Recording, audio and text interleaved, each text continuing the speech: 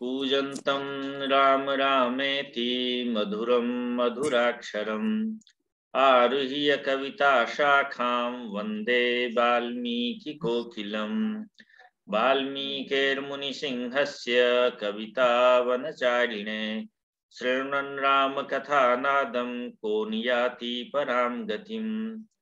महर्षि वाल्मीकि को प्रणाम करके मूल रामायणम कक्षा आरंभ करते हैं। अभी तक हम लोग सीता हरण का प्रसंग पढ़ चुके हैं। रावण के द्वारा जटायु को मार दिया गया है। राम सीता हरण से अत्यंत व्याकुल हैं और वह वन में भटक रहे हैं, खोज रहे हैं सीता को। कबंध नामक एक राक्षस उनको मिलता है और उस कबंध राक्षस को भी उन्होंने वहां पर मारा, राम जी ने।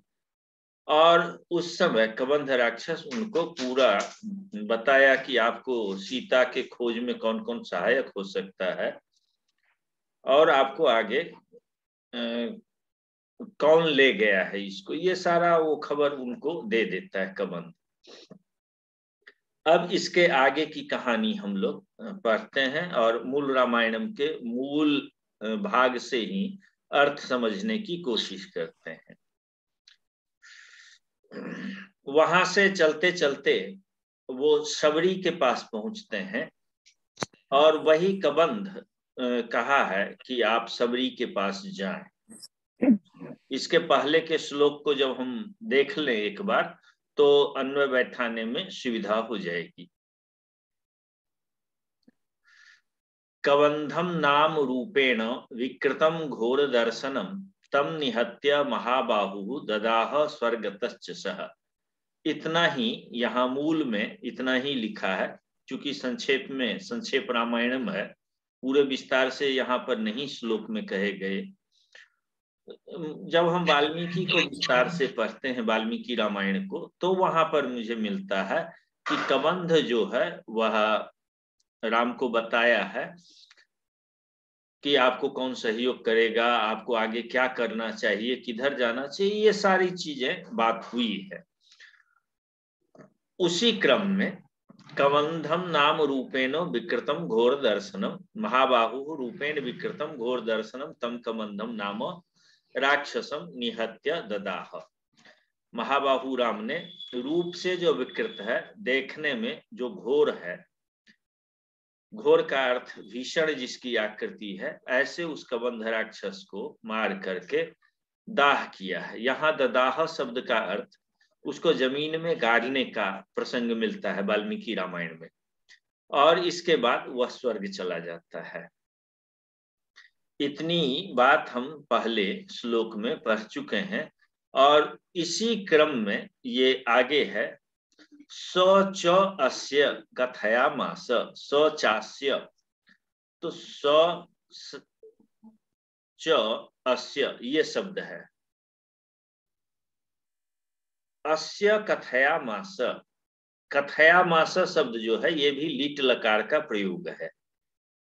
प्रीति भी शायद उतना नहीं जानती है लीट लकार का प्रयोग में। अभी तक हम लोग जगामो या इस प्रकार का शब्द रूप देख रहे थे, लेकिन लीट लकार में भू अस इस धातु का भी प्रयोग होता है। कथ धातु के साथ अस धातु को जोड़ करके कथयामास ये भी रूप बनता है। तो ये एक स्वरूप है लीट लकार का। जब हम काव्य ग्रंथों को पढ़ते हैं तो वहां लीट लकार के भी प्रयोग मिलते हैं, विशेष करके ऐतिहासिक काव्य को जब हम पढ़ते हैं तब। तो यह तो इतिहास है, इसीलिए यहाँ लीट लकार का प्रयोग हुआ है। कथयामास कहा, कथयामास का क्या अर्थ होगा? कहा। कौन कहा? तो सह, सह जो है यह सर्वनाम है। किसके लिए आया है? कबंध के लिए। सह कबंध कथयामास। अब प्रश्न उठता है किससे कहा? तो अस्य कथयामास, अस्य का अर्थ यहां होगा राम को, राम के संबंध में कहा। क्या कहा? हे राघव धर्मचारिणी धर्म निपुणाम श्रमणाम, ये 3-4 शब्द हैं लगातार यहां पर। यहां सहच अस्य कथयामास, यहां तक एक वाक्य हो गया, क्रिया है अंत में। सह के जगह पर कबंध लिख दें, कबंध च, और कबंध ने अस्य अर्थात राम के लिए आ रहा है, राम के संबंध में, या राम को कथयामास कहा। क्या कहा, अब आगे के सेंटेंस में बैठाते हैं। राघव संबोधन का आ गया, और यहां पर क्रिया है गच्छ। गच्छ जो है जाओ, ये अर्थ है। गच्छ का अर्थ क्या होगा, जाओ, गम धातु से है, लोट लकार में गच्छ रूप बनेगा। और अभी उपसर्ग है, अभिगच्छ मने, अभी मने पास, पास में जाओ। किसके पास में जाओ, कहते हैं सबरीम अभिगच्छ, सबरी के पास जाओ। ठीक, यहाँ पर गम धातु है गच्छ में, गम धातु के योग में द्वितीय विभक्ति हो जाती है, तो यहाँ पर सबरी में द्वितीय विभक्ति हो गई है। तो सबरीम अभिगच्छ, सबरी के पास जाओ। क्यों जाना चाहिए राम को सबरी के पास, क्या है सबरी में, कौन सा गुण है जिसके कारण वो कह रहा है। कबंध, बहुत सारे लोग वहां वन में रहने वाले तपस्वी और लोग होंगे, लेकिन विशेष करके क्योंकि है ना गुरु जी, सबरी सबरी को है ना राम जी से मिलने के लिए उनके गुरु जी ने बताया था राम जी आएंगे और उनसे मिलेंगे, उनके अंदर भक्ति भाव है, श्रद्धा है लेकिन शायद। यहाँ तो कबंध राक्षस कह रहा है ना, वह अब सबरी बताएगी सीता जी के बारे में, वो उस वन में रहती है, शायद ऐसा कुछ होगा। ना ना ना ना ना, इसीलिए सबरी के बारे में यहाँ विशेषण ये लगाया है, 3 शब्द विशेषण। धर्मचारिणी, धर्म को मानने वाली। हाँ, धर्म का आचरण करने वाली है वह, और तो धर्म गुरु जी से, वहां तो वन में सारे धर्म का आचरण करते होंगे ना, इतने सारे ऋषि मुनि सारे वही होंगे। सबसे हाँ ज्यादा है, करने वाले लेकिन वो जो थे पुरुष है, होंगे। वो पुरुष है, अच्छा ये महिला। अच्छा। वैसे अच्छा। ऋषियों की पत्नियां भी साथ में थी, लेकिन हम्म। सबसे कुछ हट करके ये थी, ये धर्म का आचरण करती थी, धर्म में निपुण है, और श्रमणाम कहते हैं, श्रमण है ये, और श्रमण एक शब्द प्रयोग रीजन करते शायद गुरुजी और हो सकता है कि जैसे बाकी सब ऋषि ऋषि की पत्नियां तो उनका ही अनुकरण करेंगी, ये भिलनी थी और फिर बाद में वो अपने आप मतलब डिफरेंट थी ना, हैं। धर्म हाँ का आचरण करती थी, ये बड़ी बात हाँ थी। हाँ हाँ, तो इसीलिए इसके पास जाने के लिए वो कहा।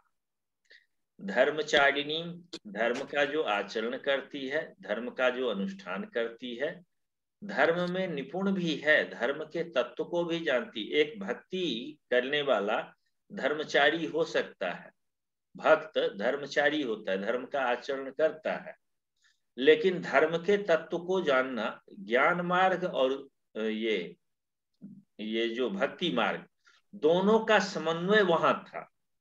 इस सबरी में दोनों का समन्वय है, ज्ञानी भी थी, धर्म में निपुण में भी थी, और भक्त भी थी, दोनों थी, और सन्यासी भी थी, संन्यास्त हो चुकी थी। वानप्रस्थ जीवन के बाद सन्यास का क्रम आता है, तो वानप्रस्थ तक वो काम कर चुकी है, अब सन्यास अवस्था में आ गई है, श्रवण अवस्था में आ गई है, अर्थात जर्जर काया होगी, अत्यंत वृद्धा हो गई।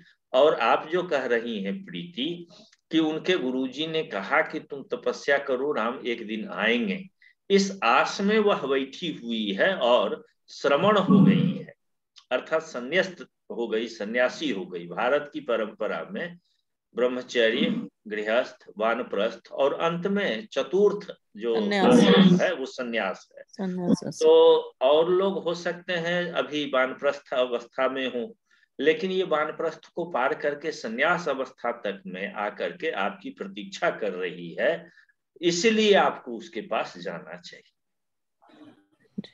तो ये है, ये तो अर्थ आ गया आपको समझ में कई शब्द को मैं बार बार बोल चुका हूं, एक बार आप लोग बोल लें, फिर श्लोक बोलना सीख जाएं और फिर श्लोक के बारे में थोड़ा और विस्तार से जानेंगे ताकि शब्दों का अर्थ सटीक समझ सके। प्रीति बोलिए। स च अस्य स च अस्य कथयामास। कथयामास। अब कथयामास जो शब्द है, कथयामास। ऐसे ही कई शब्द और आएंगे।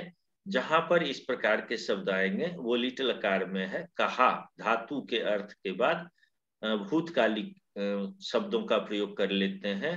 कथ धातु है, अपनी बात कहने के अर्थ में। कथ विकथने है, कहने के लिए बहुत सारे। ब्रू धातु भी है, बोलने अर्थ में है। तो हर धातु की एक अलग अलग क्वालिटी है। तो कथ धातु का यहाँ प्रयोग किया है लिट लकार। लिट लकार मतलब पास्ट टेंस। पास्ट टाइम्स, जिसको देखा नहीं गया, जिसको हमने आंख से नहीं देखा। तो अब यहाँ लगातार उस लकार का प्रयोग कर रहे हैं जो बहुत पहले बीत गया है। ये घटनाएं हो चुकी है। नारद जी कह रहे हैं ये सब घटनाएं बहुत पहले हो गई, इसीलिए इस लकार का प्रयोग कर रहे हैं। अर्थात जब ये बात कही जा रही थी तब तक राम जन्म लेकर के जंगल जा चुके होंगे और ये सारी बातें हो चुकी होगी। और जब ये सारी बातें हो गई उसके बाद इनसे मिलन हुआ है दोनों लोगों का। किनका किनका? वाल्मीकि और नारद जी का। नारद जी का। अब देखेंगे आगे कि कहां पर आकर के भविष्यत काल का प्रयोग करते हैं। तो सह का अर्थ समझ में आ धर्मचारिणी गया? धर्म। अच्छा, आप हमको पढ़ने के लिए बोले थे ना हाँ पूरा। बोलिए, पढ़िए। स च अस्य स च कथयामास। अस्य कथयामास हे राघव धर्मचारिणी धर्म निपुणाम श्री श्रमणाम सबरीम अभिगच्छ इति। हाँ बहुत सुंदर पढ़ ली। आप भी पवन पढ़ लीजिए एक बार। जी जी। श्लोक महोदय अन्वय पहले पढ़िए ना, अन्वय पढ़ लीजिए, फिर श्लोक में कई शब्द मिल गए हैं तो उसका उच्चारण बाद में करें। स च अस्य कथयामास हे राघव धर्मचारिणीं धर्म निपुणां श्रवणां शबरीम अभिगच्छ इति। बहुत सुंदर। अब श्लोक में आगे बोल लेता हूँ, पीछे से आप लोग गुरुजी लीजिएगा। हाँ एक एक एक एक है ना, और हमारी एक सहेली है वो ज्वाइन होना चाहती है लेकिन उसको संस्कृत का बेसिक नॉलेज है, उसको आपका लिंक दे दे। हाँ दे दीजिए, दे दीजिए। यहाँ तो सब खुला है, जितने ज्ञानी लोग हैं उतनी अच्छी बात है। ठीक है। हाँ, कोई लोग कथा सुनते हैं, हम लोग टेक्स्ट बुक पढ़ते हैं। कथा ही है भगवान की ये तो। और इस प्रयास से हम लोग वहां तक पहुंचते हैं कि उन शब्दों को धीरे धीरे हम समझने लगते हैं। सही अर्थ क्या है उसको समझने की क्षमता विकसित होते जाती है। तो अच्छी बात है, कुछ लोग मिल जाए। स्कूली शिक्षा वाले को मैं बहुत ज्यादा पढ़ाने में रुचि नहीं रखता हूँ, क्योंकि उनका लक्ष्य अलग होता है। वो पैसा और डिग्री के लिए पढ़ते हैं, ज्ञान के लिए नहीं पढ़ते हैं। तो वो उतना ही पढ़ना चाहते हैं जितना कि वो जानने की कोशिश करते हैं जितने से उनको डिग्री मिल जाए। और ज्ञान 2 दिन की कहानी नहीं है, ये अनंत चीज है। कल मुझे एक व्याख्यान देना है शिव तत्व के ऊपर, तो 2 दिन से मैं पढ़ रहा हूँ। इतना विशाल समुद्र है शिव के ऊपर में, इतना कुछ है। तो ज्ञान अनंत है और इसमें रोज दिन डुबकी लगाना चाहिए, पढ़ते रहना चाहिए। किसी को किसी चीज का शौक है, किसी तो ऐसे ज्ञानियों को, ज्ञान के पिपासुओं को जरूर जोड़ लीजिए। हम लोग करेंगे और पढ़ते चलेंगे धीरे धीरे। जोड़ दीजिएगा, लिंक दे दीजिए। अभी भेज दिए। महोदय एक प्रश्न है जी। आपके आलेख में शैव दर्शन पे परिस्पंद के बारे में कुछ है चर्चा? नहीं, थोड़ा मैंने प्रतिभिज्ञा दर्शन के बारे में थोड़ा ही लिखा है। अभिनव गुप्त जी के बारे में थोड़ा लिखा है, ज्यादा अभी लिखा नहीं हूँ। उसके बारे में देखें, शैव दर्शन में जो आपने प्रत्यभिज्ञा के बारे में लिखा। हाँ, शैव दर्शन के कई ब्रांचेज हैं, दार्शनिक प्रस्थान जी अलग अलग उसमें हो जाते हैं शैव दर्शन के। उसमें प्रतिभिज्ञा दर्शन के बारे में थोड़ा ही लिखा है, जी ज्यादा जी नहीं। गुरु जी, हाँ जी जी। गुरु जी हमारा ना शिव शिव पुराण एक बार पढ़ चुके हैं, कितना दिमाग में है वो याद मतलब पता नहीं, लेकिन एक बार पूरा पढ़ चुके हैं। अच्छा चलिए, ये श्लोक पढ़ लेते हैं, फिर एक दो चीजें मैं पुराण के बारे में कह दूंगा जो बहुत दिनों से मेरे मन में, ये मैं परफेक्ट समझ लिया हूँ। खास करके ना एक है धर्मशास्त्र का इतिहास, पीवी काणे का लिखा हुआ है, और उस पुस्तक को जब हम पढ़े तो मुझे एक व्यापक अनुभूति हुई कि व्यास ने कितना विशाल काम किया है।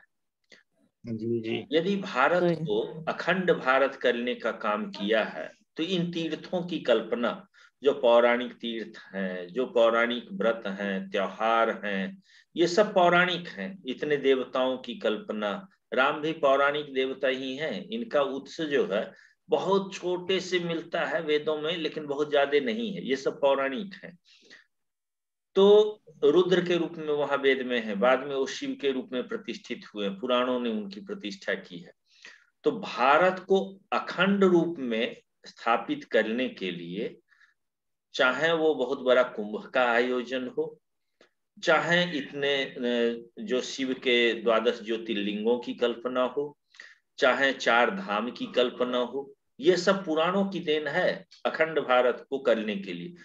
तो यदि गुरु जी पुराण, अब इसको कल्पना क्यों बोल रहे हैं, तो सच में है ना? जैसे ज्योतिर्लिंग सच में है तो अब कल्पना क्यों यूज की है, अब सोच रहे हैं। राम जी अच्छा तो सच में हुए थे। नहीं, वो व्यास जी ने क्या किया है, उन्होंने कुछ नया चीज नहीं लिख दिया, कथा के रूप में उतारा है उन्होंने। उन्होंने कहानियां बना दी है। उसके मूल तो वेद ही हैं। अब सामान्य लोगों को वेद की भाषा समझ में नहीं आती थी, हरिओम। उसमें एक कथानक उसमें जोड़ा और उस तत्व को कथानक के माध्यम से समझा दिया। तो वहां तो पुराण जो है, पुरा नवम भवती इति पुराणम है। पुराने चीज जब नया हो जाता है पुराना ही सब कुछ, उसको नए रूप में किया, और नया रूप में जब करेगा तो कुछ तो परिकल्पना करनी पड़ेगी ना आपको। ऐसा करना। इसीलिए मैं कह दिया, वस्तुतः वो कुछ नया अच्छा, नहीं। कमल भैया कुछ कह रहे हैं। हाँ पवन जी। जी जी, हम महोदय नहीं, कमल जी, कमल जी। कमल जी बोल रहे हैं भैया, महोदय जी। अच्छा हाँ कमल आवाज बोलिए। आ रही है गुरु जी? हाँ आ रही।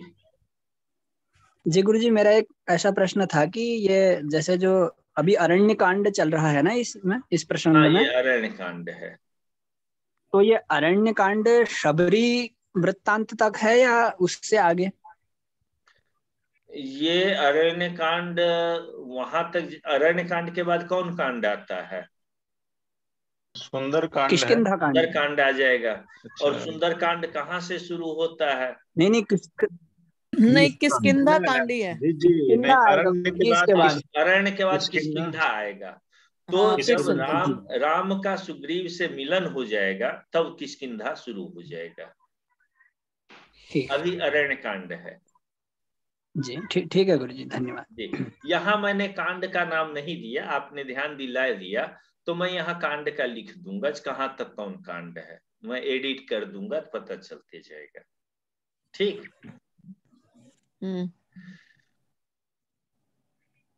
श्लोक पढ़ते हैं। सचास्य कथयामास, चास्य कथामास्य, सचास्य कथयामास, चास्य कथयामास, शबरीं धर्मचारिणीं, सबरीं धर्मचारिणीं, श्रमणां धर्मनिपुणां, श्रमणां धर्मनिपुणां, अभिगच्छेति राघव। अभिगच्छेति राघव। अब पूरा श्लोक एक साथ मिला के पढ़ते हैं। सचास्य कथयामास शबरीं धर्मचारिणीं,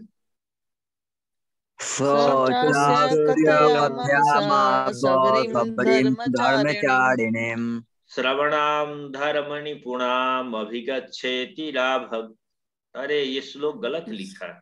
श्रवणाम धर्म निपुणाम अभिगच्छेति राघव, यहाँ मो छूट गया है, मो बोलिएगा। श्रवणाम धर्म निपुणाम अभिगच्छेति राघव।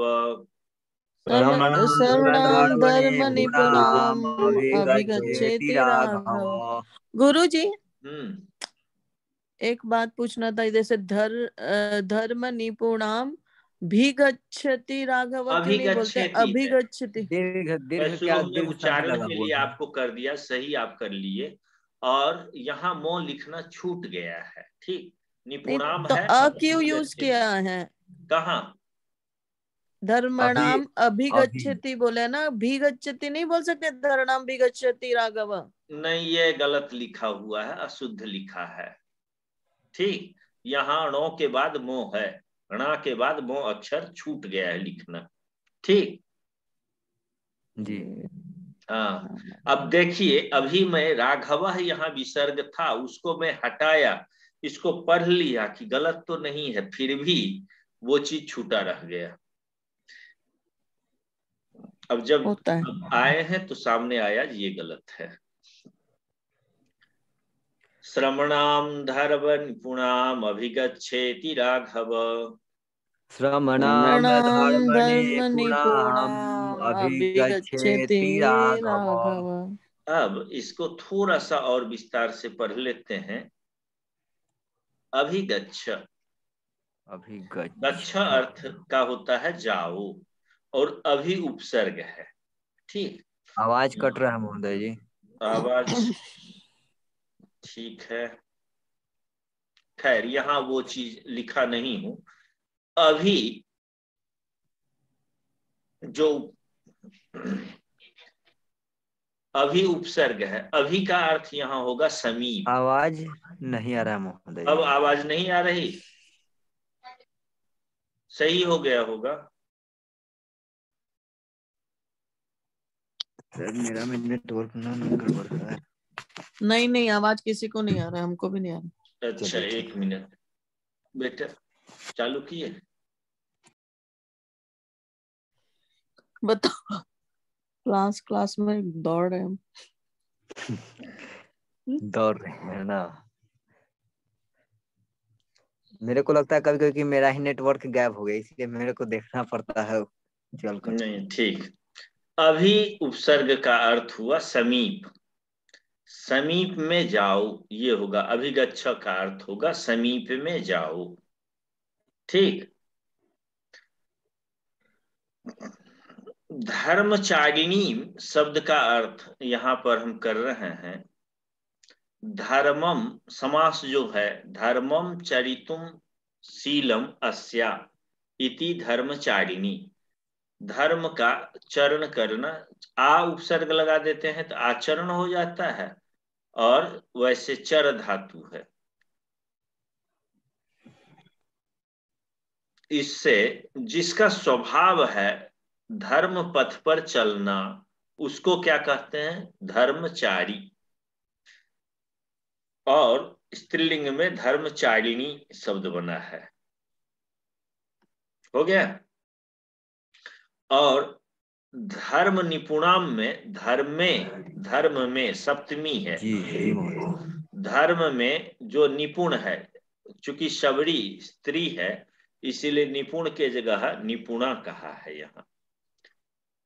ठीक, स्त्रीलिंग में स्त्रीलिंग रूप का सारे विभक्तियां होंगी। जैसे सीता शब्द का रूप आपको याद कराया था, तो सीता सीते सीताः, सीताम सीते सीताः, ये याद कराया था। वैसे ही निपुणा निपुणे निपुणाः निपुणाम, तो ये हो जाएगा द्वितीया एक वचन में। यहाँ और दो चीजें तो समझ में आ गई बात, कि ये दोनों जो है उसका अर्थ क्या है। इन दोनों का समास होने के बाद वो संयुक्त वर्ण हो गया है। धर्मचारिणी में धर्मचर ये शब्द है, धर्म निपुण में धर्म निपुण है। और राघव शब्द का तो कल परसों मैंने कहा था कि रघु के जो गोत्र में पैदा हुए हैं, रघु नामक गोत्र है और एक वंश है, और उसमें जो पैदा हुआ उनका जो संतति है उसको राघव कहा जाता है। यहाँ राघव शब्द से हम सीधे अर्थ राम ही लेते हैं, लक्ष्मण नहीं लेंगे, लक्ष्मण को भी राघव कहेंगे और संबोधन में राघव ऐसा हुआ। अभी तो राघव गोत्र है? रघु इनके पूर्वज थे, दिलीप के पुत्र का नाम रघु था। तो जैसे हम लोग के ऋषि मुनि होते हैं वैसे इनके ऋषि मुनि भी तो होंगे ही नहीं, ना। ऋषि तो नहीं थे ये वंश परंपरा में जो पूर्वज थे उनका नाम। हालांकि ऋषि भी जिनके पूर्वज हैं, जैसे भरद्वाज ऋषि हैं, और हाँ, उनके हमारे मैके का गोत्र भरद्वाज ही है, उपाध्याय। उनके पुत्रों को भारद्वाज कहा जाता है। भरद्वाज से जब हम लोग तद्धित पढ़ते हैं तो वहां अण प्रत्यय होकर के आदि वृद्धि हो जाता है, भौ को भा हो जाता है, भारद्वाज। और वत्स का? जी, वत्स का वत्स गोत्र ही कहते हैं। और उनके अपत्य जब होंगे तो बादशाह रूप होगा, बादशाह। अच्छा। वत्सस्य गोत्रापत्यम पुमान, बादशाह, बादशाह शब्द होगा। गोत्र का नाम वत्स होगा और वो व्यक्ति बादशाह कहे जाएंगे। अच्छा। एक चीज और आपको ध्यान दिला दूं, ये शबरी स्त्रीलिंग है, शबरीम शब्द आया है, शबरी शब्द से द्वितीय एक वचन में शबरीम ऐसा बना है। और आपको बताया था कि जो वचन लिंग और विभक्ति विशेष में होता है वही लिंग वचन और विभक्तियां विशेषण में। तो ये धर्मचारिणी, धर्म निपुणाम, श्रवणाम, ये विशेषण है सबरी के। इसीलिए यहाँ पर भी द्वितीय एक वचन धर्मचारिणी, धर्म निपुणाम में धर्म निपुण शब्द है, इससे द्वितीय एक वचन में धर्म निपुणाम। और श्रवण शब्द, श्रवणा शब्द है, श्रवण के स्त्रीलिंग में श्रवणा होगा, तो श्रवणाम ऐसा बनाया, निपुण का निपुणा। ये सारे द्वितीय एक वचन के रूप हुए हैं। राघव संबोधन में है, हे राघव। जैसे राम शब्द के संबोधन में हम लोगों ने देखा राम, वैसे ही यहाँ संबोधन करते हैं, हे राघव, सबरी के पास जाओ। और सबरी के विशेषण के लिए ये सभी विशेषण दिए। और कोई कुछ पूछना इसमें जो अर्थ न लगा हो इसका? प्रीति, बात समझ में आ गई? श्लोक का अर्थ जी समझ में आ गया गुरुजी। कहीं कठिनाई तो नहीं है? सीधे श्लोक नहीं, से कोई भी कह कठिनाई। देंगे। स च अस्य, च अस्य में दीर्घ संधि है, च मने और, अस्य मने इनसे, या इन राम से या राम के संबंध में, ऐसा अर्थ कर लेंगे। कथयामास, कहा। हाँ, प्रसंग सौ से ले लेंगे। सौ शब्द सर्वनाम है, तत्शब्द का है। यह तभी प्रयोग होगा जब कोई पहले में किसी के बारे में कहा गया हो, कोई करता हो। तो वहां कबंध के बारे में है अभी चर्चा, तो वही कबंध के लिए सौ शब्द का प्रयोग किया है। तो वह कबंध, और वह कबंध अस्य मने रामचंद्र से विषय कथयामास कहा। यहाँ तक एक वाक्य। और दूसरे में हम सीधे कर दें, सबरी धर्मचारिणी श्रवणाम धर्म निपुणाम अभिगच्छ। यहाँ तक एक शब्द हो गए और राघव संबोधन का है।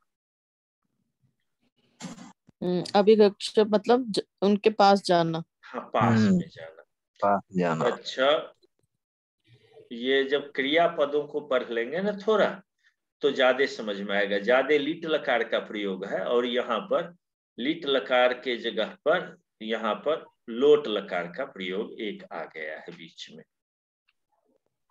जैसे आपको बताया, खोज सकते हैं। जैसे ये दिखा देता हूं, ये संस्कृत अभ्यास का दिया था ना आप लोगों को, दिख गया है ना? दिख गया ये दूसरा लिंक। यहाँ हम लिख देते हैं गम धातु, दिख गया। गम धातु लिख देते हैं, और ये मेरे पास आ गया गम धातु।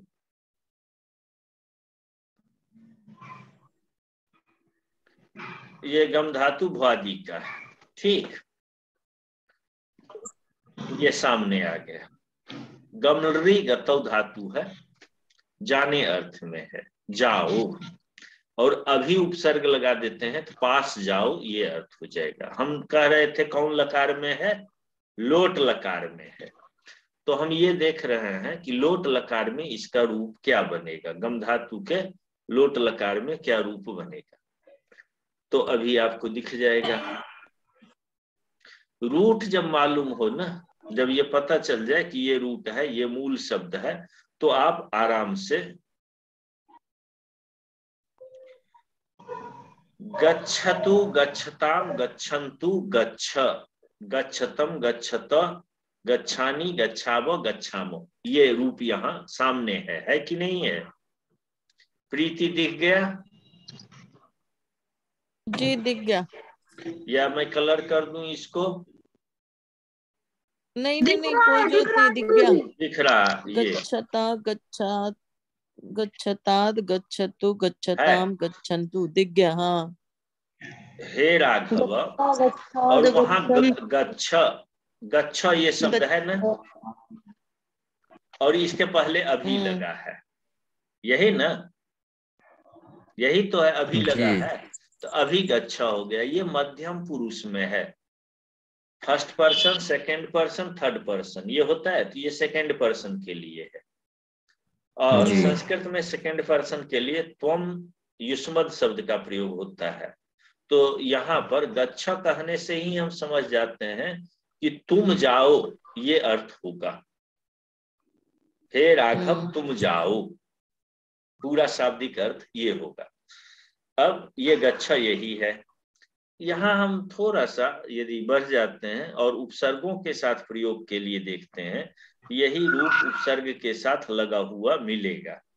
अभी था ना, अब मैं अभी उपसर्ग जोड़ देता हूं इसमें, और अभी देखिए, अभी गच्छ ये आ गया बन करके हमारे सामने जी। आ गया ना? अभी गच्छ है, यही है, मध्यम पुरुष कहते हैं सेकंड पर्सन को, है कि नहीं जी? तो रूट क्या है? रूट ये है गम धातु। लोट लकार है आज्ञा के अर्थ में, लोट लकार आज्ञा देने के अर्थ में होता है, जाओ, ठीक। अभी उपसर्ग है जिसका अर्थ है समीप। गम धातु का अर्थ है गतौ, जाने अर्थ में है। पास में लोट लकार का अर्थ हुआ आज्ञा, पास में जाओ, ऐसा अर्थ अभिगच्छ का हो गया। हो गया जी। थोड़े धातु हैं, करीब अधिकतम 600 धातु, हालांकि 2000 धातुएं हैं, और इन धातुओं को यदि हम जान लेते हैं 2000 की जरूरत नहीं पड़ती, 600 धातु, और सभी धातु करीब एक ही रूप में, एक ही समान होते हैं, थोड़े बहुत अंतर है। रूट समझ लेते हैं तो अर्थ सीधे समझ जाते हैं। वैसे कितने शब्द का अर्थ आप अलग अलग समझेंगे? 600 भी बहुत है। हाँ, 600 भी बहुत ज्यादा है। ना ना ना ना, 600 सब एक ही दिन थोड़े पढ़ना है आपको। जैसे गम धातु अभी पढ़ लिया थोड़ा, गम धातु जाने अर्थ में थोड़े थोड़े पढ़ रहे हैं ना, बहुत बहुत सारे धातु अभी तक आ गए ना। अब देखिए यहाँ संगतः, आगे के श्लोक में पढ़ेंगे तो संगतः है, सम है, गम है, अक्तो है। अक्तो प्रत्यय के बारे में कई बार बोल चुका हूं। अक्तो प्रत्यय किस अर्थ में होता है? करके, या भूतकालिक प्रत्यय है, हुआ, गतः गया, हाँ गया, आगतः आया, हाँ, तो अक्तो प्रत्यय जोड़ दिए। गम धातु तो वही है। शनिवार है गुरुजी, हनुमान जी आएंगे, खुशी की बात है, चलिए पढ़ते हैं। तो संगतः। अच्छा, आप जोड़ दी, ठीक है। तो गम धातु है और सम गतः का अर्थ हुआ गया, और सम उपसर्ग लगते हुए मिलने अर्थ में हो जाता है। समगतः अर्थात मिलितः, मिले। ठीक, और यही गम धातु यहाँ है जिसमें आंग उपसर्ग जोड़ दिए तो आगतः रूप बनेगा, माने आया। तम उपसर्ग जोड़ने से मिलना अर्थ हो जाएगा, आंग उपसर्ग जोड़ने से आना हो जाएगा, और सम यहाँ जो उपसर्ग होगा समागतः माने अच्छी तरह से आए, ये अर्थ हो जाएगा। तो एक जिनके आवाज आ रहे हो बंद कर ले, माइक म्यूट कर ले। आरती के पास नहीं आ रहा है, माइक म्यूट आप कर दीजिए गुरुजी, उनको सुनाई नहीं दे रहा होगा उसको। हो गया, हो गया। तो ये बता रहा हूं कि धातु तो एक ही चल रहा है ना, गम धातु, और जाना अर्थ होता है उसका। अक्तो प्रत्यय का कम से कम 20 बार आया है। क्यों चिंटू, अक्तो प्रत्यय आ रहा है इधर खूब? जी महोदय, 2 जी महोदय, 10-15 धातु इसमें प्रयोग आए हैं, इसमें ज्यादा नहीं आए हैं। 10-15 धातु हैं जो प्रमुख हैं, जो मूल रामायण में आए, बस पूरे मूल रामायण। और 3-4 प्रत्यय हैं, उसको समझ लेना है। थोड़ा संधि समझ लिया, अर्थ अपने आप समझ जाएंगे, और डीप नॉलेज होगा। अब संगत का अर्थ क्या होगा? संगत मतलब कि कंपनी आपका कैसे, आपके साथ लोग हैं, संगत आपकी कैसी है? संगति, हम लोग कहते हैं संगति। संगति जैसे एक शब्द है, मैं समझता हूं प्रवीण जी के लिए भी उपयोगी शब्द ये होगा, स्वस्तिरस्तु शब्द का प्रयोग करते हैं। किस शब्द का प्रयोग करते हैं? स्वस्तिरस्तु शब्द अशुद्ध है, स्वस्तिरस्तु शब्द गलत है। स्वस्ति एक उपसर्ग है, और अस्तु मने हो, अस धातु के लोट लकार में आज्ञा देने अर्थ में अस्तु मने हो।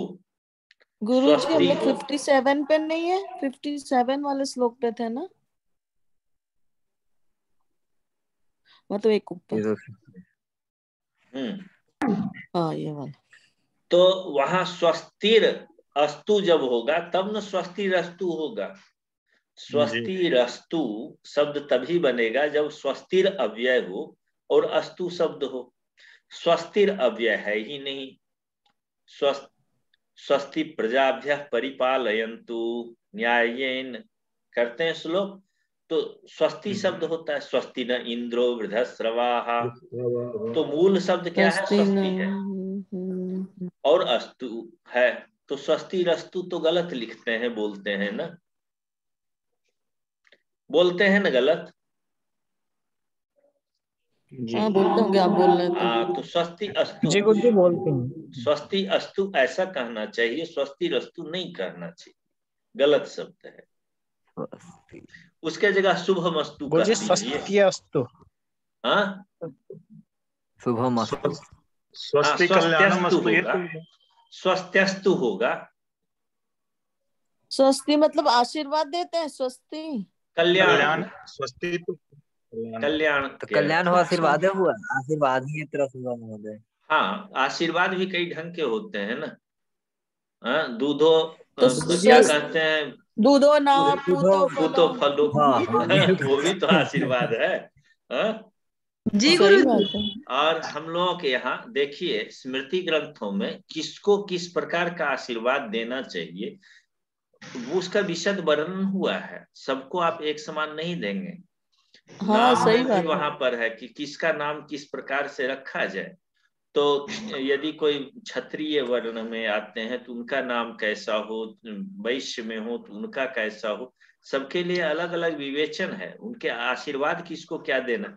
अब जो व्यापार में संलग्न प्रजातियां हैं उसको धन धान्य की कामना का आशीर्वाद देंगे। आप कहिए कि आपका ब्रह्म विद्या में आपकी गति हो, तो आप तो उसका सर्वनाश कर रहे हैं। वैसे ही सुहागन को बोलते हैं ना, सौभाग्यवती भव, पुत्रवती भव।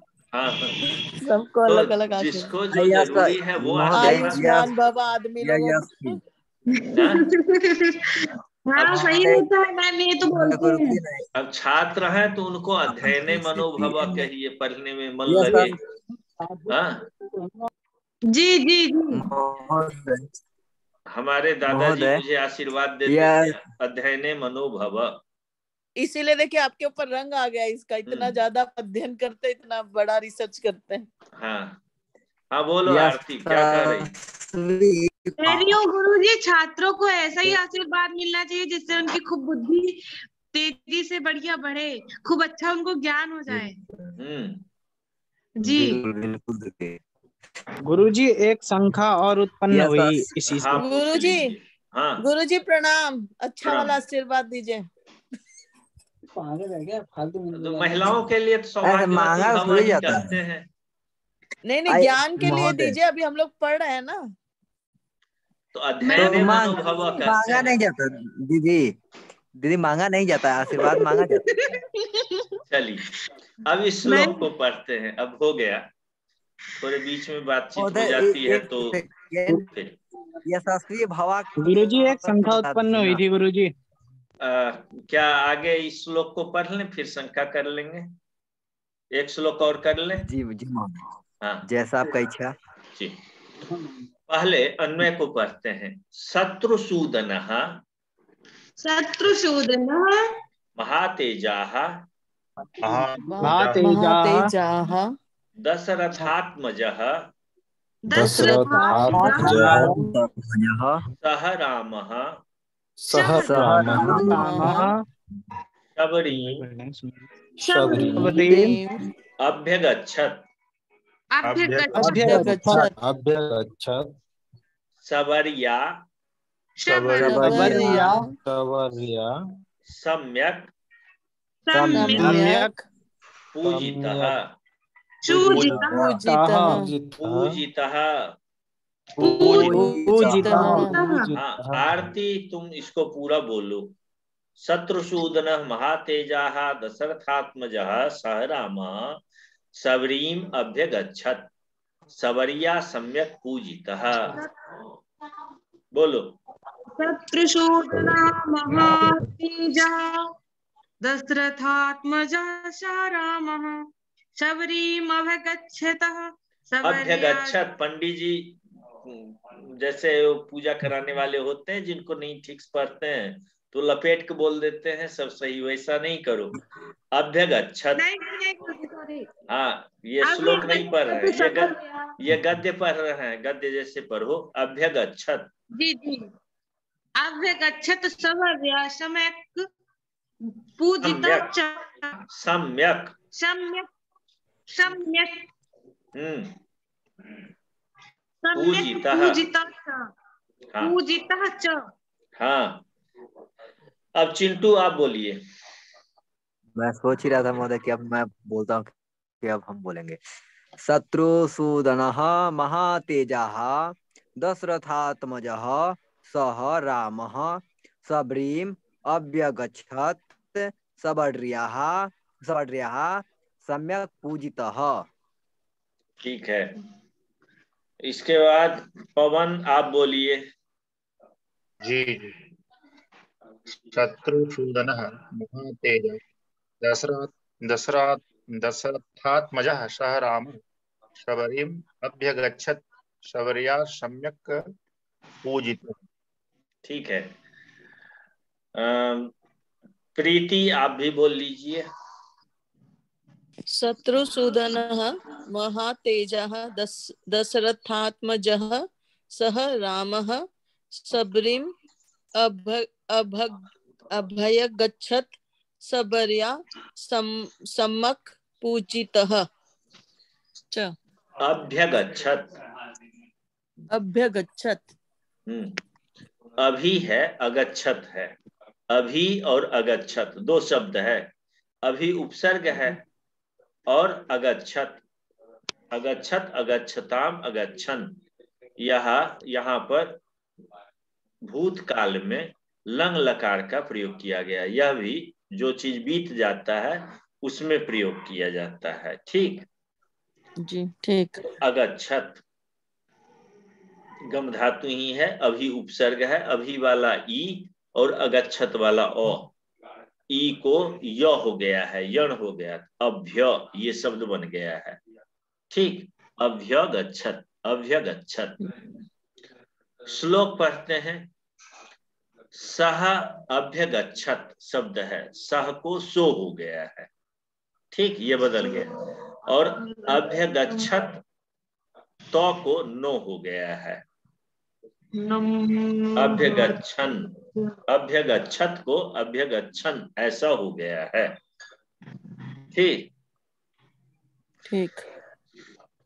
सोऽभ्यगच्छन् महातेजा, सोऽभ्यगच्छत् महातेजा, शबरीं शत्रुसूदनः, शबरीं शत्रुसूदनः, शबरीं शत्रुसूदनः, शत्रुसूदनः। हाँ, उच्चारण करते समय दो चीज ध्यान में रखना है। जहां दीर्घ इकार है उसका उच्चारण दीर्घ करेंगे, जहां ह्रस्व वहां ह्रस्व करेंगे। जैसे सबरी में सबरीम ऐसा कहेंगे, और शत्रु में छोटा ऊ है शत्रु, और सौ में सूदन वाले सौ में दीर्घ उकार है तो सूदनः, सबरीम शत्रुसूदनः,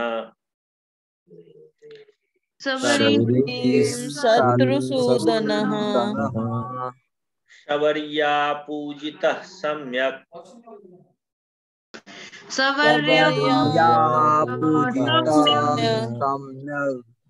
रामो दशरथात्मजः, रामो दशरथात्मजः। हाँ, सम्यक में गौ है और रामो मिल गया, सम्यक ग्रामो हो गया है। सवर्या पूजितः सम्यक् ग्रामो दशरथात्मजः,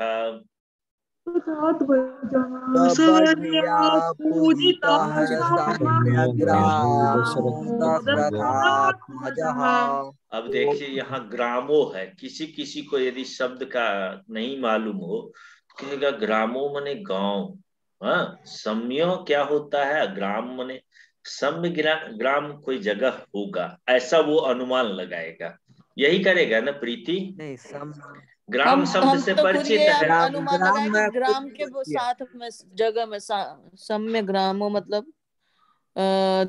गांव के पास में सभी गांव, ऐसा अभी कुछ यही अर्थ सोचे थे लगाने महोदय, सभी लगेगा। गांवों में। लेकिन यहाँ क्या है, सम्यक यह एक अव्यय है। सम्यक माने ठीक से। सम्यक शब्द का क्या है, ठीक अर्थ है। आप लोग जब संस्कृत संभाषण किए होंगे तो गुरुजी बोलते होंगे सम्यक बदती, सम्यक बदती बोलते हैं ना, सम्यक हाँ बोलते हैं, सम्यक सम्यक वहाँ समीचीनम आप बोले ना जी महोदय। तो सम्यक माने ठीक। हाँ, और इसी को जस्त होके गौ हो जाता है, आगे जस्त हो गया, यहाँ तो सम्यक हो गया। कहीं सम्यक अलग और सम्यक यही शब्द है। हिंदी में अर्थ क्या होगा, सम्यक मतलब यही होता है सब।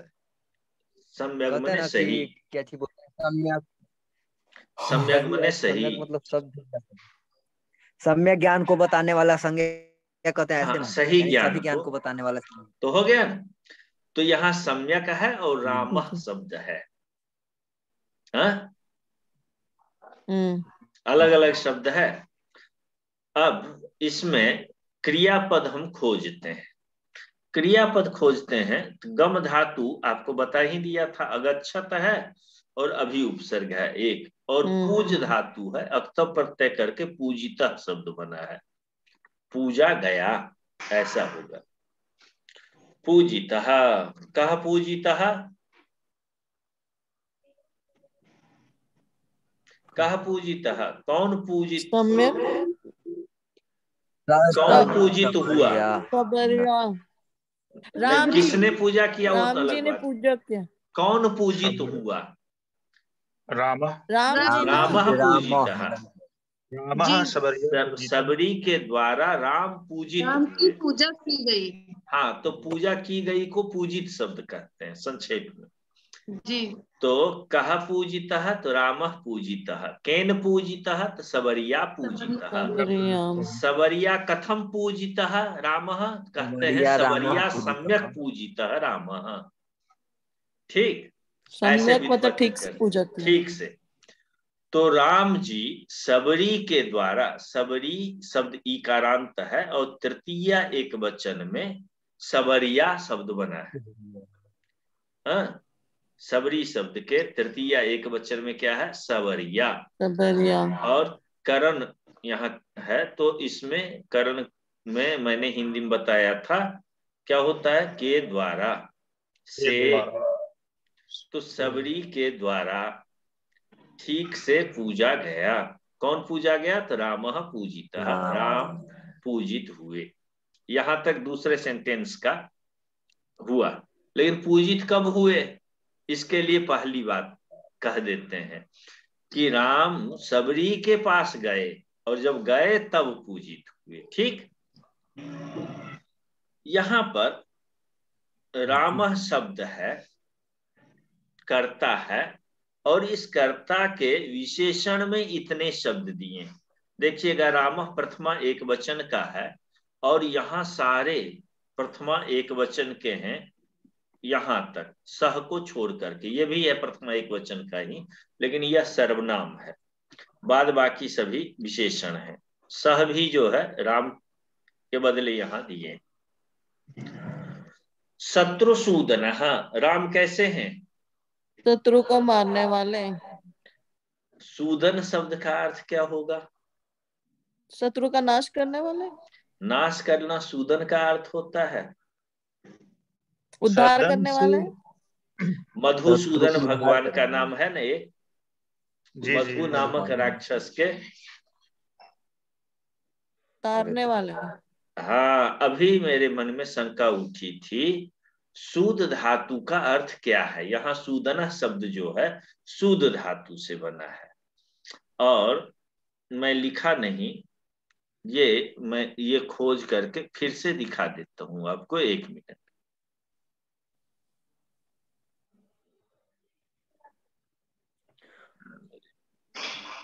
अब यहाँ देखिए सूदन, सूद धातु हम देख लेते हैं, 1 मिनट। यहाँ लिखते हैं सूद और देखते हैं ये धातु, ये चुरादी में भी आया, भुआदी में भी। सूद छलने है, सूद ही होता है मूल धातु, सूद ऐसा है, क्षरण करने अर्थ में। क्षरण माने समझते हैं? नष्ट होना, धीरे धीरे कमजोर हो जाना, खत्म हो जाना, समाप्त हो जाना, इस अर्थ में सूद शब्द है, सूद धातु है। ठीक, जो शत्रु का क्षरण करता हो उसको क्या कहते हैं? शत्रुसूदन। जो मधु का क्षरण करता हो उसको क्या कहते हैं? मधुसूदन। अब सूदन का अर्थ समझ में आ गया? सूदन शब्द जो बना है सूद धातु से बना है, रूट पर चलते हैं, सूद धातु से ल्यू प्रत्यय हुआ है, ल्युट प्रत्यय हुआ है। ल्युट प्रत्यय कर्ता अर्थ में हुआ है, माने जो ये काम क्षरण करता है, करने वाला, बाला अर्थ में। तो क्षरण करने वाला, नाश करने वाला, ऐसा शत्रु का नाश करने वाला, ये हो गया शत्रुसूदन शब्द का अर्थ हो गया। अब जहां जहां आपको सूदन शब्द आएगा, किसी देवता के, देवी के आगे सूदन शब्द नहीं, सूदना ऐसा आएगा, और कम प्रयोग होता है, पुरुष के लिए ही सूदन शब्द का प्रयोग ज्यादा हुआ है। तो देवताओं का जहां भी आएगा तो अर्थ समझ लीजिएगा, उसका क्षरण करने, नाश करने वाला। तो गुरु जी, जो दुर्गा जी के साथ दुर्गा सप्तशती में आता है महिषासुर मर्दनी, तो वो भी मतलब सही है? मर्दनी मतलब मारना, मर्दन करना, मर्दन करना है। मर्दन करना मैंने रगड़ना, जैसे आप कपड़ा धोती है रगड़ करके, यदि कोई, तो मर्दन करना हुआ। ओके अब उसका ध्वन्यार्थ ये कर देते, उसको जान से मार दिया। अब वो मर्दन किस रूप में करती हैं यदि उस कथानक त्रिशूल पता से चलता मारते हुए दिखाई है ना, त्रिशूल से मारते हुए। ठीक है, मर्दन की मैंने उसका जान ले ली या थोड़ा सता के डरा करके कर दी, वो कथानक से पता चलेगा जो मर्दन किस रूप में उसका हुआ। जी महोदय। लेकिन शब्द का अर्थ यदि हम देखेंगे तो मर्दन का अर्थ होगा रगड़ने अर्थ। वैसे भी एक शब्द का कई अर्थ होता है ना गुरुजी। हमारे यहाँ तो सर्वे सर्वार्थवाच्य का है शब्द का, सभी अर्थ सभी शब्द के अर्थ को कहते हैं, सभी शब्द सभी अर्थ को कहते हैं। सम्यक का हमने कहा ठीक से, सम्यक माने हो गया सब, और सम्यक माने नहीं भी हो सकता है अर्थ। सभी शब्द सभी अर्थ को कहता है क्या ना। ये बहुत गूढ़ रहस्य है, आगे जा करके जब शब्दों में क्या सामर्थ्य है, शब्द किसी न किसी अर्थ को कहता है ना। इस शब्द का ये अर्थ है, एक निर्धारित कर दिया गया, लेकिन वो शब्द कोई बोलता है और कोई सुनता है। जरूरी नहीं कि बोलने वाला पूरा बोले ही और सुनने वाला उसको समझ भी लेता है और समझने के बाद उसका अर्थ भी लगा लेता है। ये कैसे होता है? तो बोलने वाले और सुनने वाले और प्रसंग, इन सारे कारक तत्वों के कारण तय होता है कि वो शब्द क्या कह रहा है। तो शब्दों में अपनी शक्तियां होती है, शब्द शक्ति के ऊपर में बहुत और कई प्रकार की शक्तियां होती है। उसके लिए एक चर्चा आता है, लक्षणा व्यंजना इत्यादि है कि अस्तंगत सूर्य कहते हैं, सूर्य अस्त हो गए। अब कहने के लिए तो यही शब्द है। अब विद्यार्थी समझा कि अब सूर्य अस्त हो गए, चलो पढ़ने चलते हैं। भक्त सोचे चले भगवान की पूजा आरती करते हैं। चरवाहे हरवाहे जो थे वो सोचे अब चलो खेती से लौट के घर की ओर लौटें। तो सब अलग अलग अर्थ लगाया, शब्द तो वही था ना, अपने हिसाब से अर्थ लेते लिया ना। तो शब्द तो वही था, उसका अर्थ वो कैसे हो गया उसके लिए। तो ये एक विचित्र है, लेकिन सामान्य पद्धति है कि जो शब्द है हम लोग उसका अर्थ ले लेते हैं, प्रसंगानुकूल अर्थ भी हो। पूरा जो रामायण है, रामायण का जो तथ्य है, सार जो है, उसको जब हम ध्यान में रखेंगे, उस पूरे कथानक को हम केंद्र में रख करके तब शब्दों का अर्थ करते हैं, तब हम सही अर्थ करेंगे। अब कई लोग बकवास करने लगते हैं, कहते हैं राम भगवान मांस नहीं खाते थे, मांस खाते थे, ये देखो ये लाइन लिखा हुआ है। तो संपूर्ण जो रामायण का तथ्य है, जो वह संदेश है, उसमें जब तक आप उसको न समझ करके एक लाइन और एक शब्द का अर्थ ढूंढने के लिए चलेंगे तो आपको सही अर्थ आप नहीं लगा पाएंगे। ये भी बहुत जरूरी है। ठीक है, अब चलते हैं, श्लोक का अर्थ लगाते हैं। शत्रुसूदन महातेजाह, उनका तेज कैसा है? तेज माने समझते ही हैं, महातेज, बहुत तेज, तेजस्वी, बड़ा तेज। तेज अग्नि में तेज होता है, सूर्य में तेज है। तो उनको एक क्षत्रिय है, इनमें प्रताप होगा, इनमें बल होगा, हाँ, इनकी अपनी आभा एक होगी, उनके नाम का महात्म्य होगा कि अरे दशरथ कौशल्यानंदन है, दशरथ पुत्र हैं, वहां के राजा है। तो राजा में एक तेज होता है। तो उनके पास एक और महान तेजस्वी थे, महान तेज वाले थे। और क्या है वो? दशरथ के आत्मज, दशरथ के पुत्र हैं, दशरथ एक राजा के पुत्र। ये तीन विशेष यहां पर दिया। वह राम जो दशरथ का है, चक्रवर्ती राजा का पुत्र है, कहाँ? सबरी, एक भीलनी, जंगल में रहने वाली, सवर जाति की थी। और कहाँ? चक्रवर्ती राजा का पुत्र, महान तेजस्वी। और अभी तक राम यहाँ जब इस प्रसंग तक आए हैं तो इसके पहले तारका वध से लेकर के तमाम वध वो कर चुके हैं, अपने तेज का प्रदर्शन कर चुके हैं। तो सीता से जो विवाह उनका हुआ है तो वो सब धनुष यज्ञ में भाग ले चुके हैं। तो ये साबित हो गया कि महान प्रतापी हैं ये, और इनके बल के समान बलशाली कोई नहीं। क्योंकि जब धनुर यज्ञ हुआ था उस समय उस समय में जितने राजा थे बलशाली पृथ्वी पर, वो सब आए हुए थे और सबकी परीक्षा हो गई थी, कोई नहीं कुछ कर पाए। तो इसीलिए महातेजा, पूरा जब कथानक एक साथ रखेंगे तब एक शब्द का सही अर्थ एकदम सामने से आएगा कि महातेजा का क्या अर्थ होगा, तेज किस प्रकार का है। तो ऐसे व्यक्ति जिसमें ये सारे गुण हैं, वो राम जा रहे हैं शबरी के पास। सबरीम अभ्यगच्छत, सबरी के समीप गए। और जब सबरी के पास गए तो सबरी चूंकि श्रवणाम धर्म निपुणाम, क्या है सबरी? धर्म निपुणाम, धर्म तत्व को जानते हैं, धर्म में निपुण है, श्रवण है, सन्यासिनी है। तो उनके द्वारा, सबरी के द्वारा रामः सम्यक पूजिता, ठीक ढंग से पूजित हुए। तो यह इशारों में बहुत सारी बातें कह दी गई है, संक्षेप में कहना। अब पूजित होना अपने आप में बहुत सारे अर्थ को रखा है।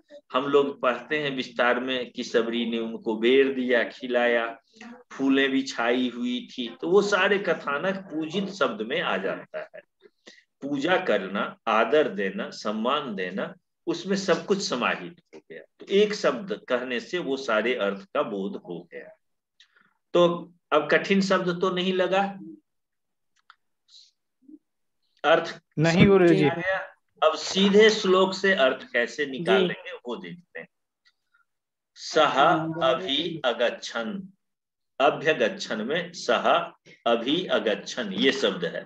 महातेजा जान ही गए, सबरीम शत्रुसूदन जान गया, सम्यक रामो को कहीं दिया था। दशरथ से आत्मजः दशरथात्मजः, दशरथ के आत्मज को दशरथात्मज कहते हैं। तो ये सारे शब्द अलग अलग करके इसके अर्थ आपको लग गए। कोई शब्द का अर्थ यदि नहीं आया हो तो मुझे बता दीजिए, कोई कठिन लग रहा हो। आप क्या गुरुजी बताए थे, एक बार फिर से शब्द बोले। का अर्थ क्या होगा? सम्यक रामों को क्या बोले थे आप जी? प्रीति कोई बोल रहा था पहले, वो बोल। प्रीति आप सम्यक रामों का को अर्थ क्या होगा? देखिए, यहाँ जो है ना, ये तो श्लोक जब हम बनाते हैं तब वहां पर कोई शब्द कहीं भी रख लेते हैं, शब्द माने पद। तो यहाँ पर ये सेंटेंस ऐसे नहीं निकलेगा, इसको जब हम सेंटेंस में एक करेंगे तब अर्थ लगेगा किससे किस शब्द का संबंध है। इसीलिए मैंने पहले संबंध बैठाता हूँ शब्दों का। एक संबंध आपको यहाँ बैठा के दिखाया। श्लोक में तो कोई शब्द कहीं रख दिया, उसका सम्यक शब्द का राम के साथ संबंध नहीं है। सम्यक शब्द का किसका है? पूजित शब्द के साथ संबंध है। सम्यक पूजिता है यहाँ, ये जो सम्यक शब्द है इसका संबंध पूजितः, समरिया सम्यक पूजितः ये है। और यहाँ राम शब्द जो है ये पहले आएगा, रामः सवरिया सम्यक पूजितः, ऐसा होगा। ये श्लोक बनाने के लिए ये ऐसा शब्द लिखा जाता है ताकि श्लोक सही सही उसी लय, उसी गति, उसी उच्चारण में हो, अनुष्टुप छंद बैठ जाए। इसमें 32 अक्षर इसमें आ जाए, 32 अक्षर इसमें आ जाए। श में अ है 1, व में अ है 2, या में आ 3, पू में ऊ 4, ज में ई 5, तह में अ हुआ 6, स में अ 7, य में अ 8, 8 यहाँ तक हो गया सम्यक शब्द तक, और 8 इधर भी होगा। रा में 1, मो में ओ की मात्रा 2, द में 3, श में 4, र 5, र वाला अ 5, आ था वाला आ 6, और मो में अ 7, और जह में अ 8। तो ये श्लोक बन जाए, इसीलिए ऐसे लिखे जाते हैं। समझ गई प्रीति जी? हाँ, वस्तुतः शब्दों का संबंध तो इसीलिए कहता हूं दशरथात्मजः स राम, राम का ये विशेषण है। अब यदि ऐसे लिख दे शत्रुसूदना महातेजा दशरथात्मजः, तो आप इसको गा लेंगी क्या? गेय होगा? ये पद्य नहीं होगा, गद्य है। और ये पद्य हमको गेय है, काव्य है, गेय है, गा सके। सोऽभ्यगच्छन् महातेजा शबरीं शत्रुसूदनः सवर्या पूजितः सम्यक् ग्रामो दशरथात्मजः। तो ऐसा तो नहीं हो पाएगा, इसीलिए ये इस प्रकार से लिखे जाते हैं। श्लोक लिखने की अपनी विधा है। हो गया क्लियर? ठीक जी। अब दूसरा प्रश्न गुरुजी जी, सबरी शब्द, सबरी शब्द का अर्थ क्या है, यही पूछ रहे हैं ना आप? जी गुरुजी। मैंने सबरी शब्द का अर्थ खोजा नहीं है अभी। नाम है ना वो तो। नहीं, नाम का भी हाँ, नहीं अर्थ तो होगा। जैसे राम है तो राम शब्द ऐसे नहीं रख दिया, रमन्ते योगिनो यस्मिन स रामः, जिसमें योगी लोग रमण करते हैं उसको राम कहते हैं। रौती तो रावयन् सबरी इति जिसमें, रावणः। हाँ, तो दशरथः सबरी यस्य। का ऐसे बोल सकते हैं गुरुजी, सब्र रखने वाली जो नहीं, मैं प्रतीक्षा करी थी राम जी का। एक मिनट मैं अभी मोबाइल मंगा लेता हूँ और आपको बता देता हूँ। मैं शब्दकोश देखना पड़ेगा। बेटा मेरा मोबाइल ला दो जी बाहर से, गुरुजी। तो मैं देख करके बता दूंगा शबरी का क्या अर्थ है। अभी मुझे नहीं, वाचस्पत्यम में आप देख लीजिएगा, शब्द कल्पद्रुम में एक दिन शब्दकोश आपको मैंने बताया था, लिंक भी बताया था और दे भी दिया था, वहां देख लीजिएगा। गुरुजी हाँ गूगल में तो बता रहा गुरुजी है सबरी का मतलब है पेशेंस, सब्र करने वाले, मतलब गूगल में। हो सकता है वो ठीक हो, लेकिन संस्कृत का क्या है वो मैं देख हाँ, लेता हूँ संस्कृत तब। एक अलग होगा। हाँ, क्या उसी अर्थ में है या कुछ अलग है? हाँ हमने तो ऐसे गेस किया, मतलब मैं गूगल में तो वही बता रहा है। चलो ठीक है। गुरुजी मैं दोनों ऐप चेक कर लिए, नहीं दिखा रहा है। क्या? गुरुजी दोनों ऐप चेक कर लिए हैं, नहीं दिखा रहा। शबरी शब्द का अर्थ कौन नहीं, सा कौन है? कौन? वाचस्पत्यम देख लिया, जी गुरुजी वाचस्पत्यम देख लिया। शब्द कल्पद्रुम और जी गुरुजी शब्द कल्पद्रुम भी। दोनों देख लिया था। जी अच्छा, तो गुरुजी। और स्रोत करेंगे, फिर खोजेंगे। और जो टीकाएं हैं वाल्मीकि रामायण के ऊपर में, उसमें कहीं कहीं मिल जाए मुझे, वहां से देख लेंगे, खोज गुरुजी लेंगे।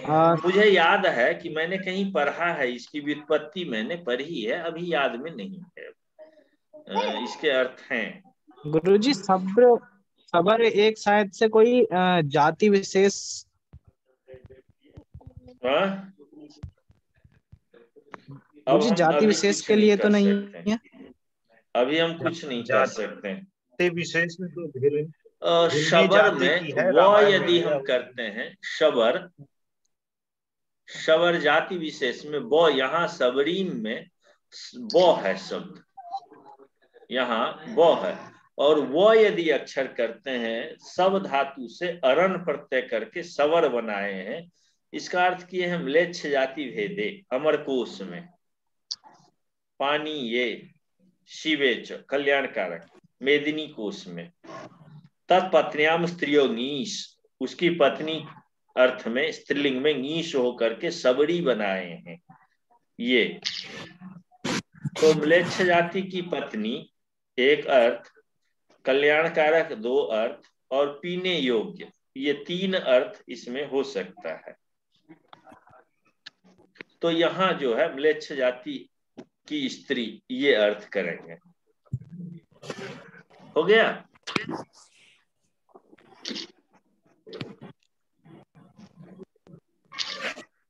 किनका प्रश्न था?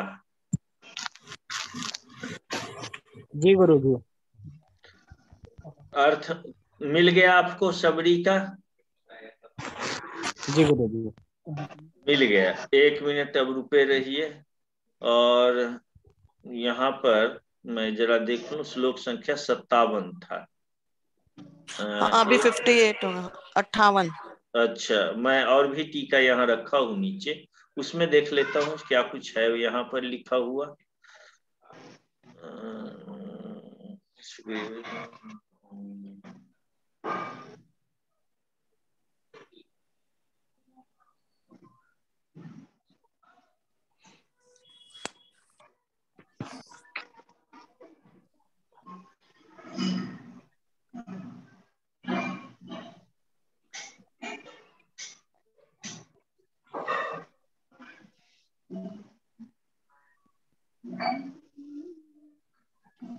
यहाँ तो सबरी शब्द का अर्थ कोई नहीं दिया है, बस एक ही और बहुत अच्छा दिया है, श्रमु तापसी खेदेच।